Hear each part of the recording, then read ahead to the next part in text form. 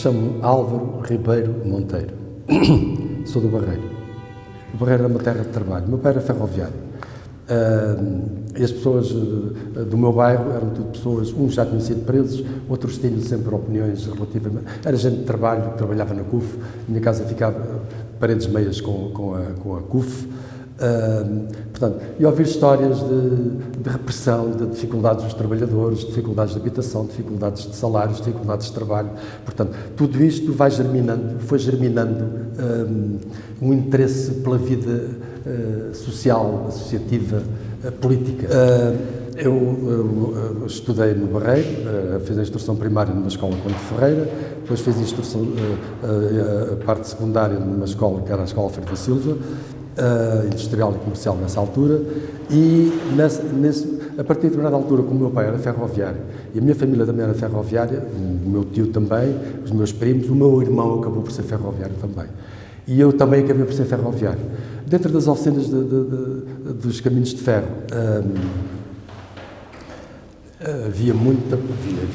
nessa época havia muita repressão, e nos anos 50, anos 50, de vez em quando tinha uma pessoa presa. Porque é que foi, porque é que não foi. Documentos informativos sobre questões políticas, havia muitos. Bastava ir à casa de banho para encontrar sempre jornais clandestinos, o Avante, o Militante, um comunicado disto, daquilo. Portanto, toda essa envolvência acabou por criar uma consciência social, política e de opções. Aliás, eu depois das coletividades das zonas mais restritas do meu bairro, passei a ter outro tipo de ligações a outras coletividades. Eram coletividades que, estas coletividades inicialmente tinham nascido em redor de bandas de música e depois evoluíram. E depois tinham bibliotecas espetaculares. E eu perdia muito tempo, não tinha dinheiro para estar a comprar livros e comprava dessa maneira. Mais tarde, eu com outros colegas de trabalho, criámos um grupo chamado os Bibliófilos. E todos os meses cotizávamos com uma certa verba e cada um comprava X livros, os livros que entendia que aquele dinheiro chegasse. Os livros ficavam pertença de cada um, mas simultaneamente eram pertença também daquele coletivo, que era um coletivo. Nasci durante a guerra, nasci em 42, onde havia enorme carência de produtos. Por exemplo, a minha avó, não havia pão no Barreiro, tinha que ir ao Pinhal Novo, ficava a 18 km, tinha que sair de comboio para ir, às vezes, comprar pão que não havia no Barreiro. Portanto, toda esta envolvência nas coletividades, na discussão de problemas, na discussão dos problemas dos operários, dos trabalhadores, dos que eram despedidos, tudo isto foi surgindo e foi criando, inevitavelmente, também dadas as minhas características, a necessidade de me envolver também politicamente. O meu pai foi preso em 1943, acusado de ter participado, organizado, aderido, qualquer coisa dessas, era um conjunto de acusações, em 1943, numa greve geral que existiu no Barreiro. Portanto, eu estava no seio de lutas políticas e de questões ideológicas. Pronto, e depois fui crescendo. E, portanto, essas lutas não desapareceram porque Portugal era dominado por uma ditadura terrível. Não é? O Barreiro criou-se uma coletividade, uma associação que era o Cineclube do Barreiro, a que eu aderi. O Cineclube do Barreiro era muito interessante, projetava filmes, mas não projetava só filmes. Tínhamos projeção de filmes e depois uma atividade complementar, que era a crítica desse filme. E então, o Cineclube projetava o filme e depois pedia a realizadores, escritores, a críticos de cinema para fazermos, além da projeção do filme, ou logo no mesmo dia da projeção do filme, a seguir à projeção do filme, tínhamos um debate acerca do conteúdo desse filme, portanto, de todos os aspectos, quer técnicos, quer sociais, políticos, que o filme envolvia. E, pronto, e a partir da altura eu passei a fazer parte desse clube como associado. Mais tarde, um pouco mais tarde, passei a fazer parte da direção do Cineclube. E mais tarde, quer dizer, em curtos espaços de tempo, Fui presidente do Cineclube. E o Cineclube do Barreiro tinha uma atividade muitíssimo interessante. Aliás, não era só do Barreiro. O movimento cineclubista em Portugal não era querido e desejado pelo regime. Porquê? Precisamente por esse conjunto de opções que o cinema permite. Com o cinema pode-se discutir tudo. Pode discutir arte, pode discutir cinema, pode discutir música, pode discutir literatura, tudo, sociologia, política, etc. Portanto, nós fazíamos colóquios com frequência. Que a determinada altura eu fui para presidente do Cineclube. E durante esse meu mandato de presidente do Cineclube, fizemos várias coisas. Portanto, tínhamos atividades com crianças, íamos projetar filmes a outras coletividades, a cooperativas, a escolas. Portanto, temos uma atividade muito, muito rica e interessante, que eu gostava muito. Até que, a determinada altura, também ao Barreiro convidámos poetas para ir declamar, sessões de declamação de poesia, o grupo do coro do Fernando Lopes Graça, da Academia dos Amadores de Música, também os convidávamos para ir ao Barreiro, e fazíamos salas com aquilo. Naquela altura, todas estas atividades culturais acabavam por ter sempre, na ponta, uma atitude de crítica ao regime que nos oprimia na altura. Pronto. E houve um espetáculo que nós fizemos, com muito êxito, com o Zeca Afonso. O Zeca Afonso tinha regressado de Moçambique, creio, e tinha vindo para Portugal dar aulas, mas depois foi impedido de dar aulas, e etc. Aquela história toda, que é conhecida. Ficou sem trabalho e nós resolvemos fazer uma sessão de cantares, de música e cantares com o Zeca Afonso. E fizemos isso no dia 11 de novembro, portanto, no dia de São Martinho, de 1967. O Adriano Correia de Oliveira, o Zeca Afonso, o Carlos Paredes, Fernando Alvim, enfim, o guitarrista acompanhava muito o Zeca Afonso, e fizemos esse espetáculo. A determinada altura, esse espetáculo acabou por se transformar numa grande manifestação anti-salazarista, anti-governo, com a sala cheia, com a rua cheia. Fizemos um trabalho de divulgação muito intenso em Lisboa, junto dos sindicatos de Lisboa, das associações de estudantes de Lisboa, mesmo a nível do Barreiro, e a sala estava completamente cheia. Proibido nessa altura era o Zeca Afonso cantar Os Vampiros. Era uma canção proibida. Estava no índex da polícia, do SNIC, era proibido cantar isso, não sei o quê. Bom, e ele resistiu a cantar, mas quando chegou ao final acabou por cantar aquela canção. Bem, a sala ia ainda abaixo. Imagino que é uma sala aí com cerca de 1000 pessoas dentro da sala e pessoas cá fora, tudo a cantar em coro, eles comem tudo. Bem, aquilo foi qualquer coisa assim de estrondoso. Consequências. Isto foi no dia 11 de novembro. Eu recebi andava em exames de frequência em Lisboa, nessa altura, e quando cheguei a casa, a minha mãe já tinha um almocinho pronto, eu vinha de barco, de Lisboa para o Barreiro, andava em exames de frequência, queria comer de repente e ir estudar. Mas tinha lá uma contrafé para me apresentar na Guarda Nacional Republicana. Bom, como a Câmara, que era dirigida, tinha como presidente um elemento da União Nacional e da Legião Portuguesa, que era o presidente da Câmara, que era o Vítor Rodrigues de Dragão. De vez em quando chateávamos para ir, que tínhamos afixado um cartaz e que não tínhamos pago o imposto da fixação de cartaz e não sei o quê, estas coisas assim. Outras vezes era a GNR a dizer que íamos ser multados porque tínhamos feito uma sessão sem autorização. Portanto, inventavam mil e uma coisa para nos dificultar o exercício da atividade associativa e cineclubista. E quando eu chego a casa, tinha lá uma contrafé, pensei, bem, vamos deixar resolver este assunto ali à GNR e venho comer descansadinho e depois fico com a tarde livre para trabalhar. É claro, quando chega à GNR, o guarda que estava lá disse, olha, eu venho aqui, eu recebi esta contrafé, não sei o que é, O homem começou assim a olhar para mim, tal, entre lá aqui. Entrei para o gabinete dele, mal entrei para o gabinete dele, levantou-se, fechou-me a porta à chave. Tiro tudo o que tem nos bolsos e põe em cima da mesa. Isso é que eu não tiro, não põe nada em cima da mesa. Quem é o senhor? Mas quem são vocês para me dizer isso? São ordens da Polícia Internacional. Na ordem da Polícia Internacional. Passado um momento, chega a Polícia Internacional, o chefe de brigada da PIDE, do posto de vigilância da PIDE de Setúbal. Bom, ali começaram as agressões verbais. Portanto, insultos, todos os nomes e não sei o quê. Eu, como não tinha almoçado, exigia almoço. Portanto, mandaram vir o almoço, que depois foi todo para a sanita, para a pia, que era o que havia ali, não havia sanitas dentro daquele posto da guarda, aquilo também era uma coisa primitivíssima. Bom, e depois,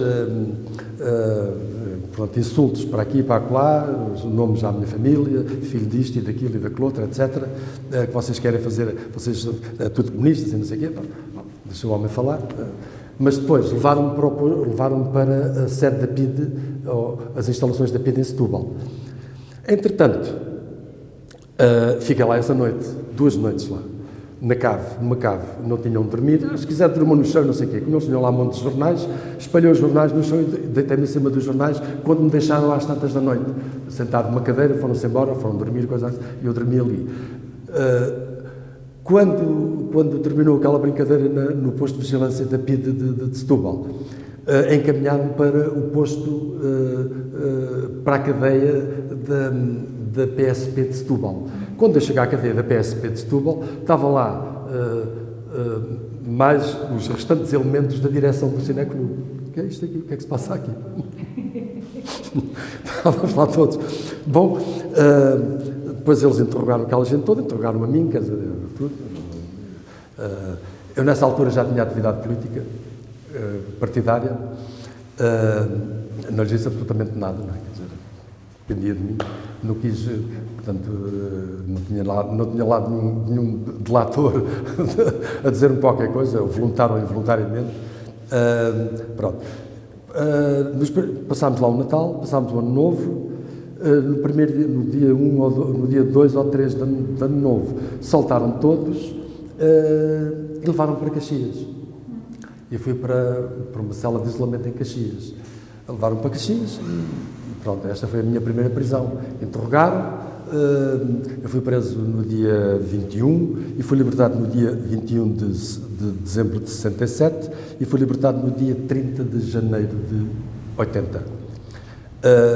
Não tinha nada relativamente a mim, não lhes transmiti absolutamente nada, o que eu tinha era comigo, acabou, dependia tudo de mim e de mim não levaram nada.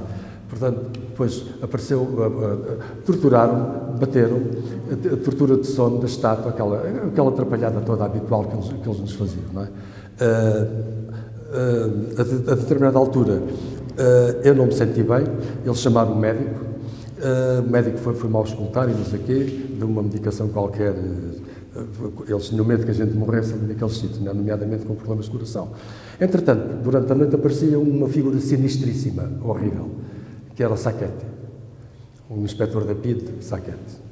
Um tipo desgrenhado, esverdeado, que aparecia aí às 3, 4 da manhã, estava eu, portanto, naquelas salas de tortura, da António Maria Cardoso, no 3º andar, e já lá tinha ido médica, não sei o quê, pronto, e continuei ali vários dias, quase uma semana ali de tortura de sono. E estátua, e depois perguntas, e depois insultos, e depois a dizer que a minha namorada andava metida não sei com quantos deles, aquelas coisas grotescas que a PIDE utilizava. Entravam por um lado, saíam por outro, tinha que defender a minha integridade e a minha postura naquela situação.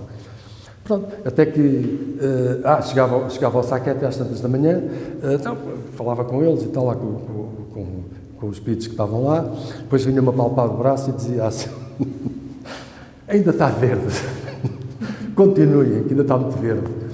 É claro que, passado um tempo, tiveram que mandar embora. Depois terminou aquelas sessões de tortura, de insultos grotescos, o pior que se pode imaginar, os nomes mais reais que há, e para mim e para a minha família toda. E depois continuo no isolamento e portanto, aquilo foram à volta de 40 dias, sempre em isolamento. Depois voltei outra vez às torturas, e depois, como não tinham nada a meu respeito, assinar o auto de que não havia nada, não havia provas nenhumas contra mim e mandaram-me embora. Sem julgamento, sem nada. Raparam-me o cabelo. Raparam-me o cabelo, completamente. De Caxias, quando acabou de ser inaugurada, era uma cadeia de estilo modelo, não é? Tinha casa de banho, tinha uma sala que não era nada como os curros do Aljube, um espaço onde nós estávamos, mas com isso tudo, até aquilo pode estar tudo com a melhor decoração do mundo, é sempre uma cadeia. É sempre uma cadeia. É a perda do contacto, é a perda da vida. Ser preso é ficar completamente travado, a sua vida para. Uma pessoa, quando é presa, a vida para. Para a vida profissional, para a vida familiar, para a vida dos amigos, para as esperanças que a pessoa tem, para tudo. A vida fica adiada. A segunda prisão, eu fui candidato a deputado à Assembleia Nacional em 1969. Fazia parte da CDE de Setúbal. E depois fui eleito numa reunião plenária da CDE distrital, da CDE de Setúbal, fui eleito candidato a deputado. Éramos 4, eu e mais 3. Pronto, e depois fui candidato a deputado, fiz a campanha eleitoral toda, muita atividade política, foi uma coisa entusiasmante, uma coisa maravilhosa. Sentia-se, portanto, a sensação que se tinha quando íamos para os comícios, e os comícios estavam cheios de gente, era um fulgor incrível, era uma luta tremenda, portanto, foram umas eleições muito marcantes e foi um período extremamente interessante e marcante da minha vida. Portanto, fizemos 18 comícios em todo o distrito, e o distrito de Setúbal, no Barreiro, aliás, no distrito de Setúbal tivemos o melhor resultado nacional, 34,7% de votos. Foi o melhor resultado das CDEs a nível nacional. E no Conselho do Barreiro ganhámos as eleições em todas as freguesias. De tal maneira que, quando acabámos de ganhar as eleições, fizemos uma carta ao Governador Civil dizendo que, no Barreiro, tínhamos o direito de escolher o Presidente da Câmara porque tínhamos mais legitimidade do que a União Nacional, do que o próprio Governo, que indigitava os Presidentes de Câmara. Bom, aquilo criou logo assim um sururu muito grande. A represália havia de vir. Isto, terminaram as eleições foram a 26 de outubro, se não estou em erro, foram a 26 de outubro. Depois, no 1º de maio seguinte, depois continuamos com a nossa atividade. Com a atividade, as CDEs continuaram a funcionar. E continuámos a ter as sedes da CDE abertas, que estavam abertas durante a campanha eleitoral. Continuámos a fazer a nossa vida política, como se nada tivesse acontecido, como se não fosse proibido. Até que eles, a determinada altura, começaram a encerrar a pontapé, entravam pelas nossas sedes, arrombavam a porta, éramos informados que, com o apoio da GNR, sempre o apoio da GNR. A GNR era o braço armado da PIDE. A GNR era o braço armado. E a Legião Portuguesa era o braço informador da PIDE, o principal. Portanto, a Legião Portuguesa informava a PIDE de tudo. Os legionários no Barreiro, de manhã, e pelas 6 da manhã, antes do pessoal entrar nas fábricas, que entrava às 8, davam a volta pelo Barreiro a ver se havia panfletos na rua, para apanhar os panfletos chamados subversivos, não é? Contra o Governo. Bom, o resultado do Barreiro foi muito importante. Depois, a seguir a isso, ganhámos muito ânimo. O 1º de maio seguinte, as eleições foram em 26 de outubro, no 1º de maio fizemos uma grande manifestação conjunta entre os dois concelhos do distrito que tinham tido os maiores resultados eleitorais e que são vizinhos, o Concelho do Barreiro e o Concelho da Moita. Na junção dos dois concelhos, que é uma rotunda que ainda lá existe, encaminhámos a manifestação que vinha do Barreiro para esse local e a manifestação que vinha da Moita para aquele local. Juntámos, segundo a GNR, informações que a GNR deu, depois encontrei-as na Torre do Tombo, portanto, a participação da GNR e o cálculo que eles tinham feito de manifestantes eram cerca de 7.000 pessoas. Bom, isso foi no dia 1 de maio. No dia 3 de maio, a CDE de Setúbal foi atacada pela PIDE. Prenderam 8 pessoas no distrito de Setúbal.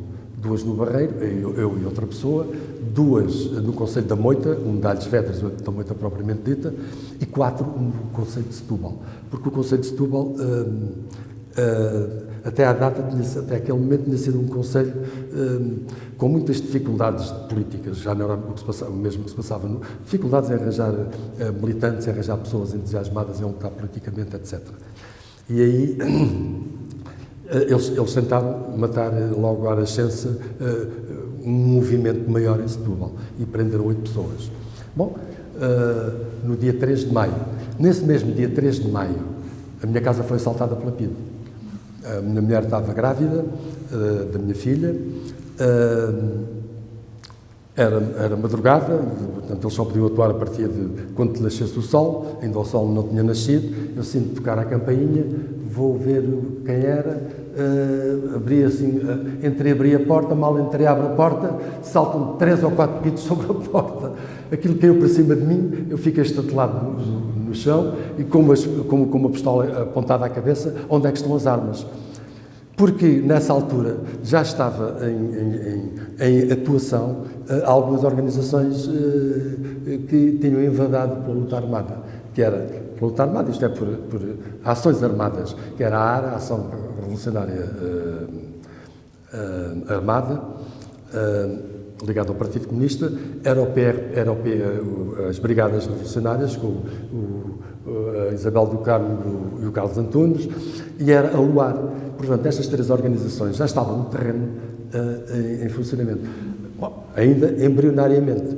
E eles pensavam, então lá na cabeça deles, que eu, como tinha um discurso todo muito inflamado, um discurso muito forte contra o regime, deviam ter pensado, bem, este tipo deve ter ligações às armas, ou assim, não tinha armas nenhumas em casa. Andaram lá, umas horas largas, tinha muitos papéis, tinha muita atividade.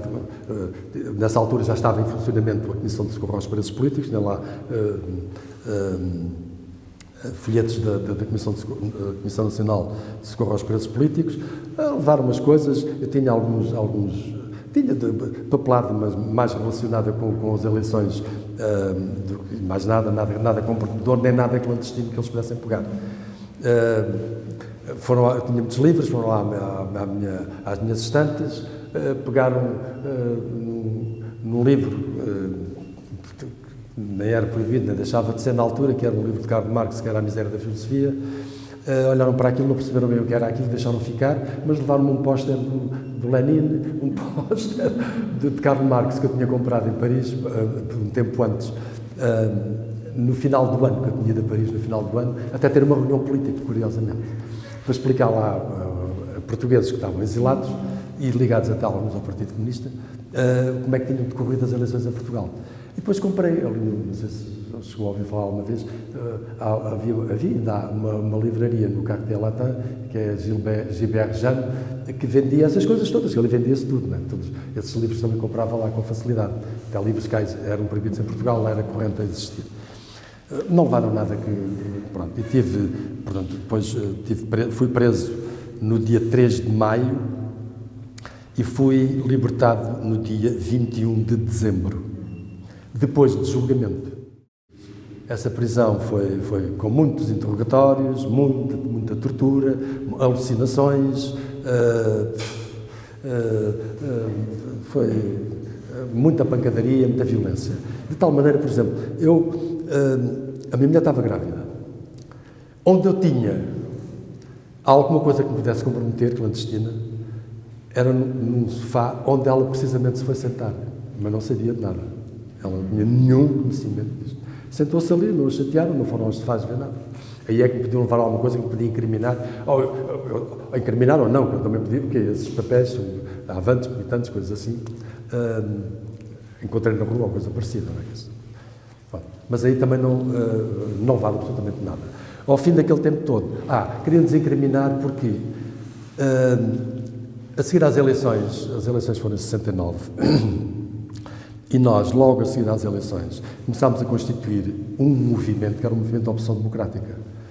Todas aquelas CDEs acabaram por se transformar num movimento de opção democrática. Vários encontros nacionais de opção democrática do país todo, e criámos um movimento de opção democrática para dar continuidade ao trabalho que tínhamos iniciado, ao trabalho político legal. Nós queríamos fazer trabalho político legal, queríamos romper, portanto, aquela barreira que o governo nos tinha posto, não, era tudo ilegal, e nós estávamos a forçar essa atividade legal.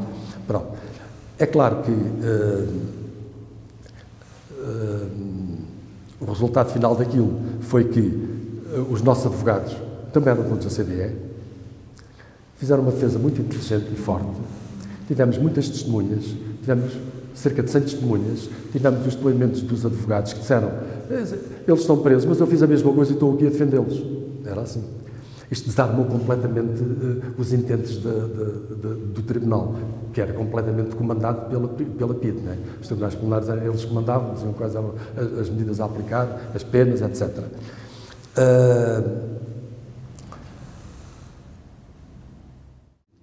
Eles, com raiva, recorreram para o Supremo Tribunal e o Supremo Tribunal aplicou-me uma pena de perda de direitos políticos, como se eu tivesse alguns direitos políticos em Portugal, perda de direitos, para forma absurdo, perda de direitos políticos por 5 anos, o que me impediu de ser candidato nas eleições de 73. A jogada foi essa.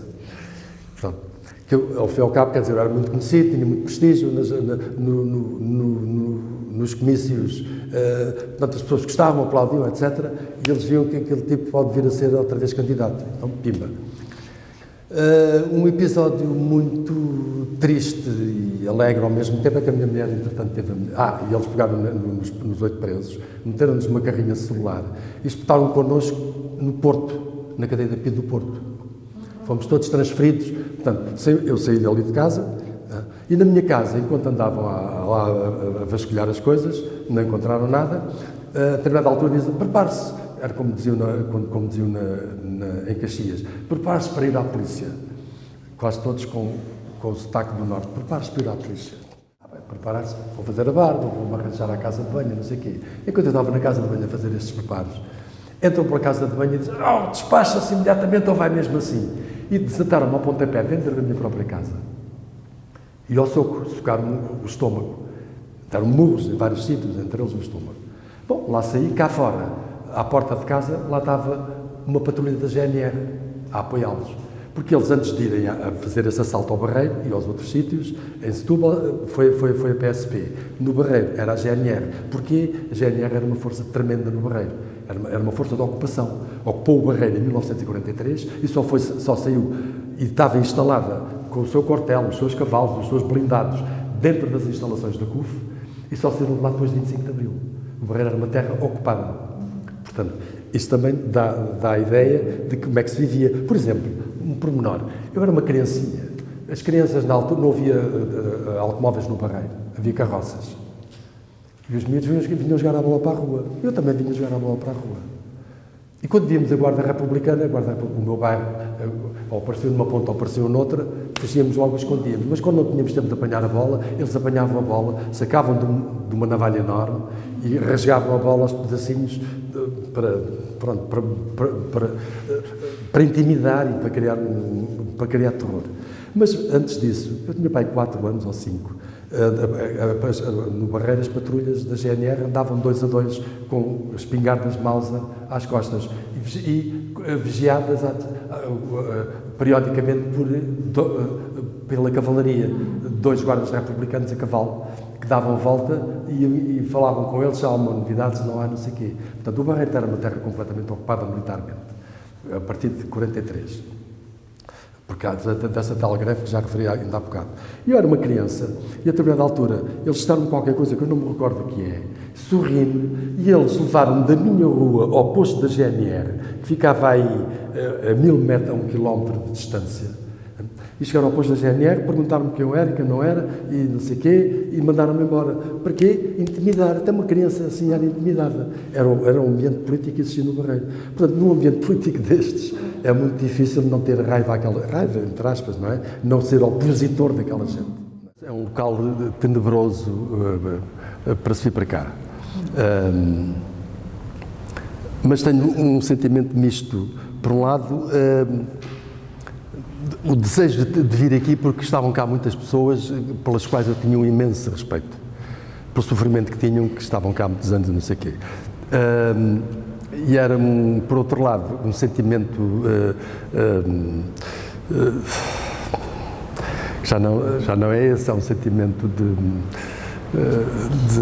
revolta, de tristeza por existir uma prisão deste tipo. Eu não conhecia a prisão, nunca tinha vindo aqui à cadeia. Mas tinha a informação de como era a cadeia, sabia que isto era um mau local para estar. não tinha condições nenhumas e a vida aqui era extremamente dura para os presos. E quando entrei, portanto, foi com o sentimento de que, bem, é mais uma batalha que eu vou travar. Vou entrar para ali e vou conhecer muita gente, vou gostar de ver, vamos conversar muito, porque havia cá muita gente com muito conhecimento e com muito sofrimento aqui dentro, vamos ver como é, pronto.